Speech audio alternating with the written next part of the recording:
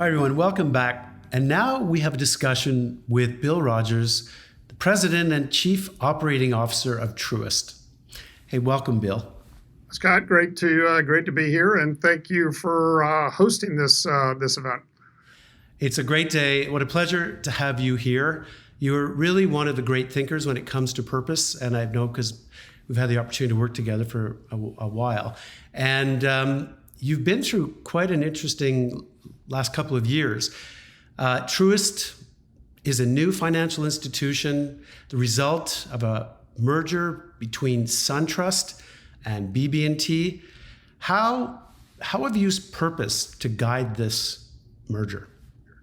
Well, Scott, one, thank you for the nice compliment. I feel like you've guided me along the way as well, so thank you for all that. The fantastic thing about Truist is it's a merger born of purpose. I mean, I really think that's how we think about it. When Kelly King and I started talking about this, we knew it would be a great financial success. I mean, the complementary businesses, the overlap, the revenue synergies, expense opportunity, all that was there. We just knew that. But we were both purpose-led. I mean, we had spent time together. We had been in other meetings, and whenever the discussion gravitated towards purpose, we would gravitate towards each other. We would find ourselves sitting next to each other. And so when we started talking about this, the whole concept and the code words that we used for ourselves, so it had to be for something. It needed to be for something bigger. It needed to stand for something. It needed to be purposeful. We wouldn't merge just to get big. We would merge to be better. We would merge to, have more impact in the things that we want to do, the impact we want to make on our communities, the impact we want to make for clients and teammates. So that I really think, just to be totally fair, as I said, it was a merger born of purpose. I mean, that was the very first conversation started in that framework. That's such an extraordinary fact. I mean, you think about all the different strategies people try to think through when they're putting a merger together, but to start with purpose seems to be such a brilliant, so simple but yet brilliant thing to do. When you talked about bringing these two organizations together, obviously you've got people that grew up or worked at BB&T for many years and people at SunTrust. How do you bring both of these cultures together with a new purpose? Yeah, and going back to the born of purpose, we said we're going to create a new purpose. And we've had both companies that had it in their DNA. I mean, the teammates were driven by purpose. They understood the why. That's how we talked. That's how we interacted. That's how we made decisions. But one of the really important things we decided with the merger, if we were going to be purposeful, we had to do it as one team. You can't have two cultures. You can't have two purpose. You can't have competing purpose. It had to be one. So we made a lot of these decisions early that we said we're going to have a neutral headquarters. We changed our name. We said we weren't going to have one name or the other. We weren't going to have winners or losers. We were going to have succession planning done. We were going to have a lot of these hard social decisions done up front. And the big decision was we were going to have one purpose. So we started our meetings together, and we didn't day one said let's go into the corner and let's define the new purpose for the company, because we each came at it. BB&T's was a little broader, make the world a better place. Ours was a little narrower and lighting the way to financial well-being. Still the same concepts of driven by why. So we spent the first few months getting to know each other. We talking about the businesses, things we wanted to accomplish, and it was sort of like, I don't know. I'm not a chef or anything, but like when the time's right, to take it out of the oven, we sort of knew the time was right to get people together and said, let's actually now start talking about our one purpose. And it was unbelievable. I mean, fantastic leaders sitting in a room. You could not tell who was from which heritage organization, all grounded purpose, fighting for all the right words, fighting for, everyone, topping the other in terms of ensuring that what we lock down is going to be something that is, indelible and lives for, generationally and builds upon both heritage, but also really, creates something new and sets that, that bar I talked about earlier, that's higher. It's a for something kind of bar. So our purpose is to inspire and build better lives and communities. And that's that was the cornerstone. And then we had, our mission and our values as the components of that.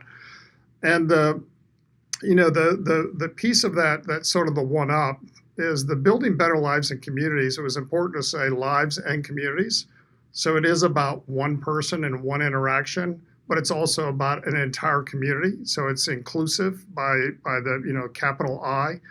And then the inspire part was we should actually just do it so well that others want to do it, that others want to follow our lead. And I think that's been the breakthrough part of the wording in our purpose is that inspire thing is causing us to every decision we make, the investments we make and the community involvement we have, we sort of stop and say, is that inspirational?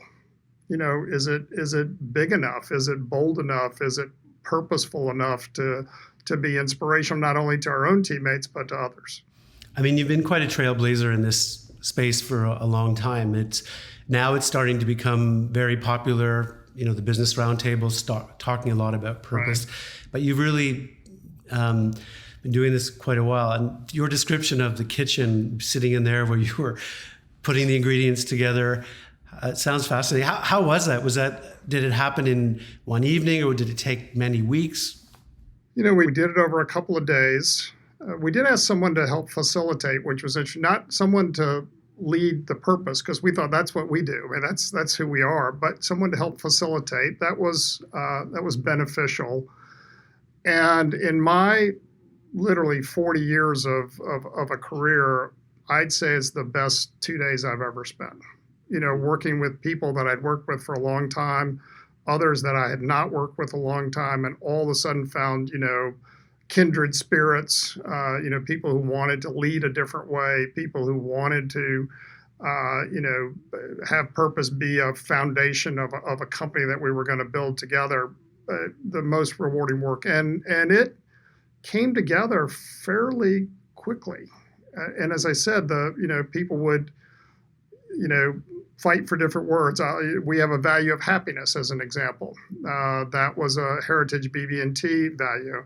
It was not one for SunTrust. I fought as hard as I could. I said, we have to have a company that has happiness as a value. I mean, that's got to be the cornerstone of a purposeful company. And if you think about what we've been through in the last year, to have a value of happiness that we can actually talk about with teammates and talk about how important that is and talk about the journey of happiness, not the destination, to talk about how important it is and the components of how giving to others is the component that builds happiness, all the things that go along with that. It's been an incredible glue component of the purpose journey in the middle of a pandemic, as just one little small example. It's extraordinary. And to think that you minted this purpose and then you wake up and there's a global pandemic. I mean, it just brings me to my next question. Like, how did having the purpose help you lead through, I guess, a world where no one really knew what was going to happen? We made a decision, Scott, early, and you look back in life, and there's serendipitous moments, and this was one of them. Is we merged our company in the 1st of December of 2019, and we said, what we're going to do is we're going to go out and we're going to touch as many teammates as possible. We went to 38 physical locations. Probably touched somewhere maybe close to 20,000 teammates, physically in a room. Of course, got to everybody virtually. And all we talked about was purpose, mission, values. We didn't talk about strategy. We didn't talk about financials. We didn't talk about technology. We didn't talk about anything but purpose, mission, values. And we said, that's what we want the new team to know, that is the first thing that's on our mind. In our investor presentation, in our first, annual report, in our first investor presentation as a new company, the first slide was purpose. We just wanted to be conscious with everybody that was going to be our lead. That was our first step, was always going to be in purpose. So, the value of that was we did that first. So when the pandemic hit, and everybody, goes into their corners and the world's upside down, nobody has any pandemic plan. We had set a foundation. It wasn't as strong as it's going to be because you build on it continuously. But we had set a really strong foundation. So when we went into making decisions during the pandemic, we had a foundation to do it, and we could bring it back to that foundation. So when we as an examples, we consciously said we have to do something significant to contribute to our communities. It's got to be big and bold, and it has to be fast, because the world is upside down, and we have to, if we're going to inspire and we're going to build better lives and communities, we got to do something right now. So over a weekend, we came up with a $25 million plan called Truist Cares to distribute to our communities. And because we'd done that, all of our region presidents, the people who lead all this, they knew what to do. They were ready to go. They were ready to engage because we'd set that foundation. So those are just some of the examples. And then decisions we made about teammates, what we needed to do to provide additional support for our teammates was all under our value of caring. So when we said this is what we're doing, it's under our value of caring. So we always, because we led with that, we could tether all of our decisions back to purpose for our teammates. I actually remember the day when I think we were sitting there, and obviously in New York, things were quite difficult, and the message came that we were going to work on with Truist Cares. It was such a clear moment, just what we need to do. I think Truist was the first financial institution to come out with a message about what you were doing in the community. And later in this presentation today, or the summit, we're going to reveal the Purpose Power Index of the most purposeful brands in the country. And I think Truist is going to show up quite well, actually, in those results. Now it's a competition. So we're gonna be number one before this is all over with. Well, I think let's keep our eyes on this result today, because I think you're actually looking pretty good. So that brings me to my last question: how are you bringing the purpose that you've just spoken about to people in the communities in which you operate? I mean, you talked a minute ago about Truist Cares, but are you bringing it to life in ways that are actually helping your consumers and the markets and your employees? Scott, and you and I have talked about this a lot. First of all, it has to be in every action we take. I mean, I think one of the challenges is people associate purpose and philanthropy as the only connection point. Purpose is actually in every action you take. So the actions we took in the pandemic in terms of modifications, forbearance, all the things that we needed to do to help our clients during this particular time, all those were grounded in purpose. I mean, I think that's the way that you impact lives and communities. That being said, we also did a lot of the things in the area of philanthropy. We did, as part of Truist Cares, we did a safety net thing first and said, okay, we got to go to the organizations that need us most. You've got sort of that core hierarchy of need in terms of food and shelter and those type issues. And then we said, what are the other bigger things that we need to focus on? We partnered with a client on something called Truist Connects. And what we tried to come up with was a concept of creating broadband capacity and a PC to communities that were most in need, that didn't have that capability. So we just tried to look at what were the unique needs of the community in a pandemic, and what were the areas that we could address in a purposeful way that was fast, and not we didn't want credit, but we'd be recognized that it was purposeful in terms of how we did it, and intentional. When you're making these decisions, whether it was Truist Cares or what you just spoke about, do you find yourself automatically going back to your purpose to check your thinking and your gut? I think if you don't do that, you really need to question whether you're a purpose-driven company. And in fairness, it's hard to do every day, every time, but I think certainly at the broadest sense, but absolutely. I mean, there is no doubt that, in the middle of a, everyday session during the pandemic, that we would stop, literally do the pause and ask ourselves, is this purposeful? Is this purposeful, this decision we're making? Is it consistent with our purpose, mission, and values? And sometimes it isn't.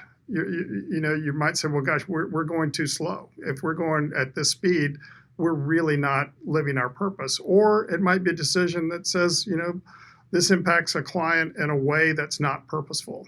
May be beneficial for a shareholder, but it's not beneficial. It's not purposeful for what we want to do with a client. So absolutely, you've got to pause. And you do all the things that are important. We have it posted everywhere. I mean, I can't be in an office or a conference room or something that our purpose is not sitting there. And that's not a branding thing. That's a reminder.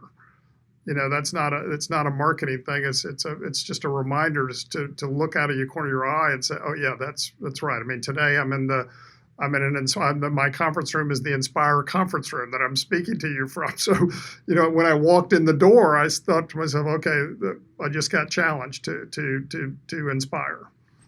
Well, that's been very inspirational. And I don't think I've ever heard of a merger where purpose was the first strategy. That really is quite remarkable. So truly inspirational to hear about how the two organizations are coming together. And I appreciate your time. Thank you so much for joining us. And Scott, thank you. Thank you for your purposeful leadership and friendship. So thank you. Thank you.